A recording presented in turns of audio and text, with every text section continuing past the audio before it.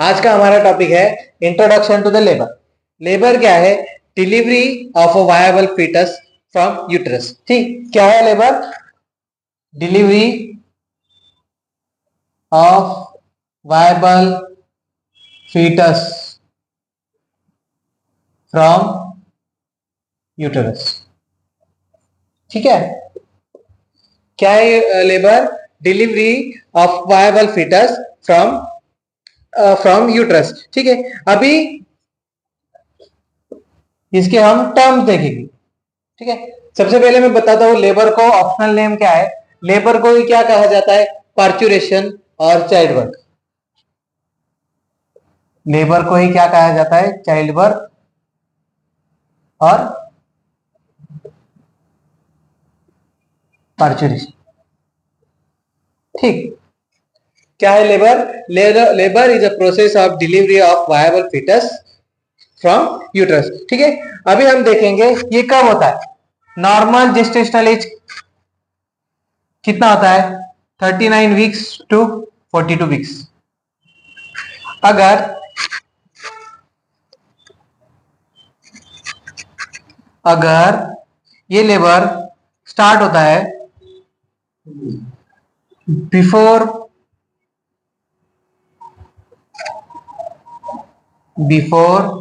37 weeks तो इसको कहा जाएगा प्री टर्म।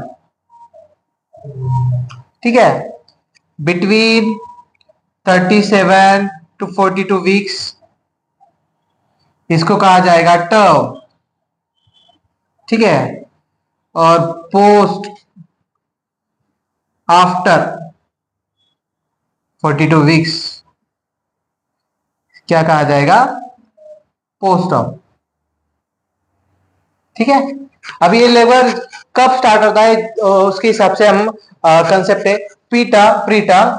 अगर लेबर स्टार्ट होता है before 37 weeks of gestational period तो इसको क्या कहा जाएगा? Pre term baby. अगर बिटवीन द 37 टू 42 वीक्स अगर है तो उसका कहा जाएगा टर्म। अगर आफ्टर 42 वीक्स है तो उसको कहा जाएगा पोस्ट टर्म। ठीक है, इतना समझा। अभी इसके आगे हम समझेंगे डिलीवरी। डिलीवरी क्या है? What is mean by delivery? Delivery is a expulsion of foetus. क्या है delivery? Delivery is a expulsion of foetus. फिर वो उसका मोड कैसा हो सकता है? थ्रू वजाइना और थ्रू एब्डोमिनल रूट। ठीक है, अगर डिलीवरी क्या है? एक्सपल्शन ऑफ फीटस थ्रू, कैसे? वजाइना थ्रू हो सकता है और एब्डोमिनल रूट। अगर एब्डोमिनल रूट होता है तो उसको ही क्या कहा जाता है? C section, caesarean section. ठीक है, डिलीवरी क्या है? Expulsion of foetus through C section और वजाइना। ठीक है, यहां तक समझा। अभी इसके आगे हम समझेंगे नॉर्मल लेबर। ठीक है, नॉर्मल लेबर क्या कंसेप्ट है? ठीक, सब सब चीजें नॉर्मल है। ठीक है, टर्म कौन सी है? लेबर कब स्टार्ट हो रहा है? Term between 37 weeks to 42 weeks. Gestational age कब कितना कंप्लीट हो चुका है? 37 वीक्स से 42 वीक्स तक है। ठीक है, स्पॉन्टेनियस हो रहा है। और अगर मदर और न्यूनेट दोनों हेल्दी है तो उस लेबर प्रोसेस को क्या कहा गया है? Normal labour. ठीक है, एबनॉर्मल क्या है? जैसा होना चाहिए वैसा नहीं। ठीक है, नॉर्मल लेबर को ही क्या कहा है? यूटोसिया। ठीक है, नॉर्मल लेबर को क्या कहा गया है? यूटोसिया। वैसे ही ठीक, एबनॉर्मल लेबर को क्या कहा गया है? डिस्टोसिया। DYS, ठीक है। क्या है, जैसा होना चाहिए वैसा नहीं है, मतलब टर्म टर्म नॉर्मल होगी क्या? नहीं, ठीक है, ठीक है। टर्म फ्लक्चुएट हो सकती है, ठीक है। बेबी बेबी का प्रेजेंटेशन माल प्रेजेंटेशन हो सकता है, ठीक है। हेल्थ इश्यूज है मदर और आइदर फीटस के, ठीक है। एबनॉर्मेलिटीज हो सकती है,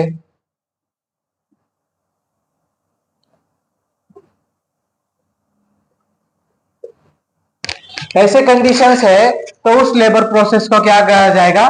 एबनॉर्मल लेबर मींस डिस्टोसिया, ठीक है। अभी टर्म्स, ठीक है। अभी हम देखेंगे टर्म्स। तो हमने टर्म्स पढ़ी कौन सी? प्री टर्म, टर्म और पोस्ट टर्म, लेकिन उसके परसेंटेज कितना है, मतलब कितने परसेंट डिलीवरी प्री टर्म में होते हैं, कितने परसेंट चांसेस है कि डिलीवरी पोस्ट टर्म में होगी, ठीक है। तो हम सबसे देखेंगे, सबसे पहले देखेंगे प्री टर्म, ठीक है। प्री टर्म डिलीवरी होने की कितने चांसेस है? 10%। 10% केसेस में प्री टर्म डिलीवरी हो सकती है, ठीक है। Term between 37 weeks to 42 weeks, कितने परसेंट चांसेस है? 80%, ठीक है। और 1 वीक बिफोर टर्म कितने चांसेस हो सकते हैं? 60%, ठीक है। 1 वीक बिफोर और आफ्टर, ठीक है। यहां तक समझा? अभी हम देखेंगे कि ये जो लेबर है उसके स्टार्ट होने की क्या क्या कॉजेस हो सकती है, ठीक है। एक ऑब्वियस ही रीजन है, ठीक है, जेस्टेशनल एज कंप्लीट हो चुका है, तो ये नॉर्मल है कि लेबर प्रोसेस स्टार्ट होना चाहिए। लेकिन इसके पीछे मतलब कुछ थीसिस दी गई है, उस थीसिस के हिसाब से क्या क्या रीजंस हो सकते हैं, ठीक है। Causes of onset of labour, ठीक है।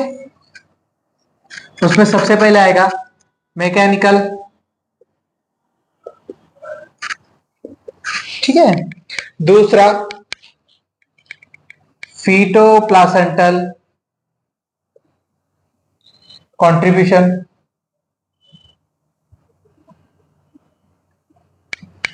तीसरा ईस्ट्रोजन प्रोजेस्टेरॉन लेवल्स, ठीक है। चौथा ऑक्सीटोसिन,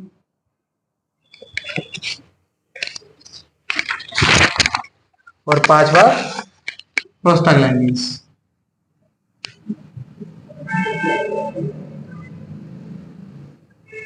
ठीक है। क्या क्या कॉजेस हो सकते हैं, ठीक है। हाइलाइट्स में मैकेनिकल, दूसरा फीटोप्लासेंटल कंट्रीब्यूशन, तीसरा ईस्ट्रोजन प्रोजेस्टेरॉन लेवल्स, चौथा ऑक्सीटोसिन और प्रोस्टाग्लैंडिन्स, ठीक है। इन सब फैक्टर्स की वजह से हमारा लेबर स्टार्ट होना शुरू होता है, लेबर प्रोसेस स्टार्ट होना शुरू होता है, ठीक है। हम बारी बारी से एक एक देखेंगे अभी। सबसे पहला कौन सा है? मैकेनिकल, ठीक है। Mechanical factor,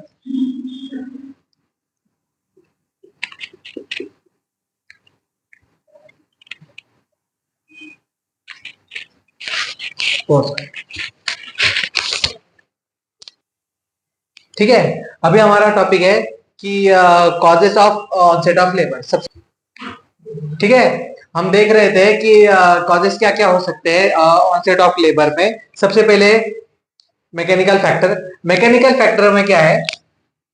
over stretching, over stretching, ठीक है। ओवर स्ट्रेचिंग होगी किसकी? यूट्रेस की, ठीक है। उसकी वजह से क्या होता है कि यूट्राइन कॉन्ट्रैक्शन स्टार्ट होते हैं, यूट्राइन कॉन्ट्रैक्शन को स्टिमुलेशन मिलता है, ठीक है। इस थ्योरी से प्रूफ क्या होता है कि जिस कंडीशन में, अगर ऐसी कंडीशन है पॉलीहाइड्रोमिनस, पॉलीहाइड्रोमिनस की कंडीशन में प्रीटर्म डिलीवरी हो सकती है, ठीक है। मैकेनिकल फैक्टर में क्या होता है? बेबी फुल्ली ग्रोन हो जाता है, ठीक है। यूट्राइन डिस्टेंशन होने लगता है due to over stretching of uterus, uterine contraction start होते हैं। दूसरा हमारा फैक्टर है फीटोप्लासेंटल यूनिट। अभी फीटोप्लासेंटल यूनिट में कौन कौन आता है? ठीक है, foetal hypothalamus, pituitary gland and adrenal gland, ठीक है। फीटल प्लासेंटल यूनिट्स में कौन कौन आते हैं? Foetal plus hypothalamus, pituitary gland और एड्रिनल ग्लैंड, ठीक है। ये एक पूरी साइकिल है, ठीक है। साइकिल कैसे स्टार्ट होती है? ठीक है, सबसे पहले फीटल्स के कॉर्टिकोट्रोपिक रिलीजिंग हार्मोन्स इंक्रीज होते हैं, ठीक है। उसकी वजह से स्टिमुलेट होते हैं कौन? पिट्यूटरी, फीटल पिट्यूटरी ग्लैंड से कौन स्टिमुलेट होता है? सिक्रीशन होना एड्रिनोकॉर्टिकोट्रोपिक हार्मोन्स, ठीक है। उसकी वजह से क्या होता है? फीटल एड्रिनल ग्लैंड स्टिमुलेट होता है, फिर वो क्या सीक्रेट करता है? कॉर्टिसोल, ठीक है। कॉर्टिसोल सिक्रीशन स्टार्ट होता है, ठीक है। सबसे पहले क्या हुआ? फीटल हाइपोथैलेमस ने क्या सीक्रेट किया? कॉर्टिकोट्रोपिन्स रिलीजिंग हार्मोन। उसकी वजह से पिट्यूटरी ग्लैंड स्टिमुलेट हुई, उसने क्या रिलीज किया?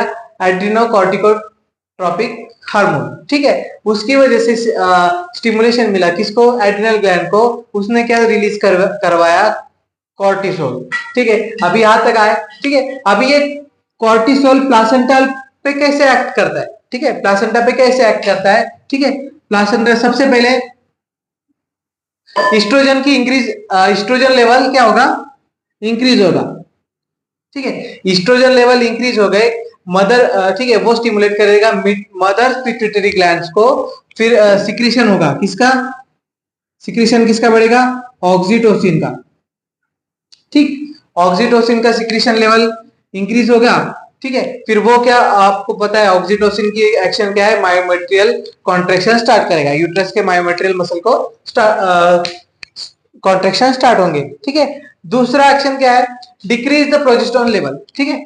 प्रोजेस्टेरोन लेवल डिक्रीज होने की वजह से किसका सिक्रेशन ज्यादा होगा? प्रोस्टाग्लैंडिन्स का। और प्रोस्टाग्लैंडिन्स का फंक्शंस क्या है?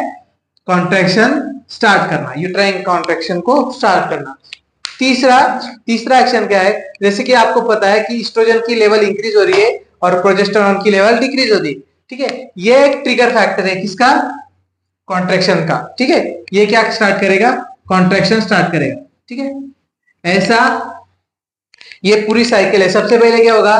कॉर्टिकोट्रोपिक रिलीजिंग हार्मोन की लेवल इंक्रीज होगी, ठीक है। उसके बाद क्या होगा? एड्रिनोकॉर्टिकोट्रोपिक हार्मोन की लेवल इंक्रीज होगी, ठीक है। उसकी वजह कॉर्टिसोल सिक्रीशन होगा। कॉर्टिकल सिक्रीशन किस पे एक्ट करेगा? प्लासेंटल। प्लासेंटल पे एक्ट करने के बाद सबसे पहले क्या होगा? ईस्ट्रोजन की लेवल इंक्रीज होगी, ठीक है। फिर मदर्स की पिट्यूटरी को स्टिमुलेशन मिलेगा, उसकी वजह से ऑक्सीटोसिन की लेवल इंक्रीज होगी। और ऑक्सीटोसिन का एक्शन क्या है? मायोमेट्रियल कॉन्ट्रैक्शन, ठीक है। दूसरा एक्शन क्या है? प्रोजेस्टेरोन की लेवल डिक्रीज होगी। प्रोजेस्टेरोन की लेवल डिक्रीज होने की वजह से क्या होगा? प्रोस्टाग्लैंडिन्स का सिक्रीशन ज्यादा होगा और प्रोस्टाग्लैंडिन्स की लेवल इंक्रीज होने की वजह से क्या होगा? अल्टीमेटली मायोमेट्रियल कॉन्ट्रैक्शन स्टार्ट होगा, ठीक है। तो और तीसरा, imbalance between oestrogen and progesterone levels, ये क्या करेंगे? कॉन्ट्रैक्शन को ट्रिगर करेंगे, यूट्राइन कॉन्ट्रैक्शन स्टार्ट करेंगे। कैमरे में काम नहीं होता है, कैमरे में काम नहीं होता है, ठीक है।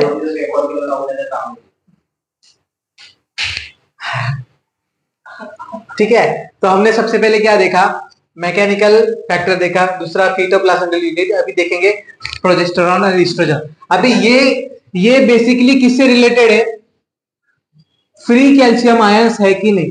ठीक है, ये रहा प्रोस्टाग्लैंडिन्स।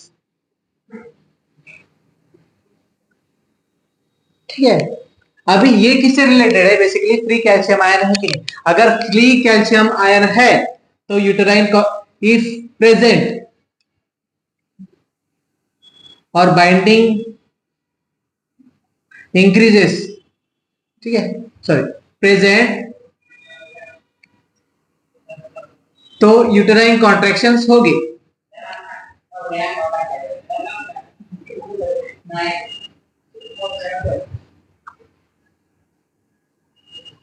ठीक है, ठीक है, ये दोनों फैक्टर किससे रिलेटेड है, फ्री कैल्शियम आयन अगर प्रेजेंट है तो यूटेराइन कॉन्ट्रैक्शंस होगी। ठीक है, तो देखेंगे अभी कैसे।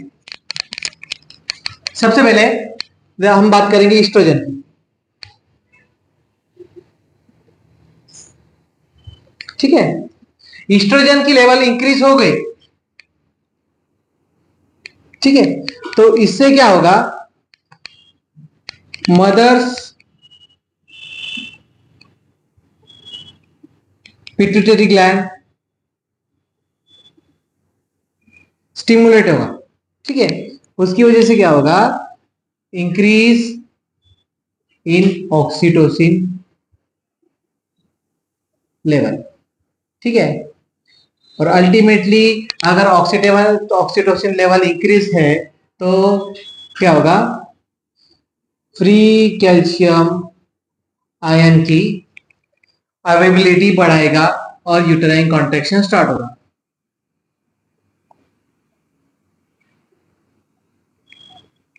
ठीक है, ये रहा एस्ट्रोजन का। Same progesterone.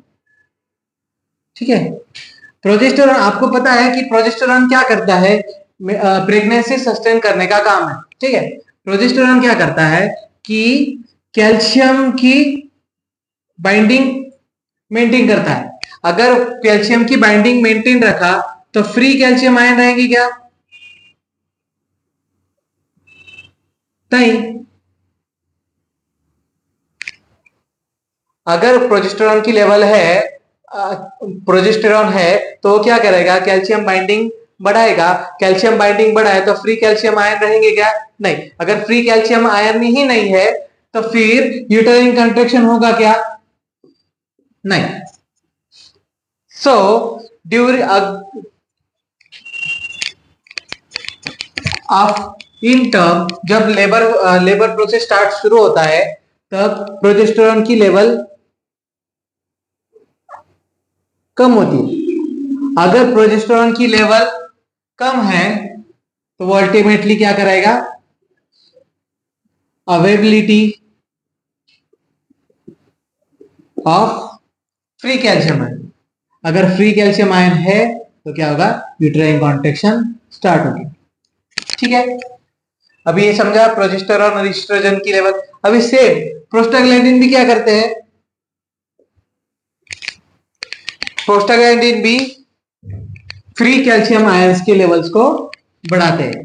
ठीक है, तो अल्टीमेटली यूटेराइन कॉन्ट्रैक्शंस स्टार्ट होते हैं। ठीक है, यह ऐसे हमने causes of onset of labour देखे। ठीक है, सबसे पहले कौन सा कॉजेस देखा, causes of onset of labour. ठीक है, कौन सा देखा सबसे पहले, मैकेनिकल कॉज, दूसरा फीटो प्लासेंटल यूनिट, तीसरा ईस्ट्रोजन प्रोजेस्टेरॉन लेवल्स, ऑक्सीटोसिन,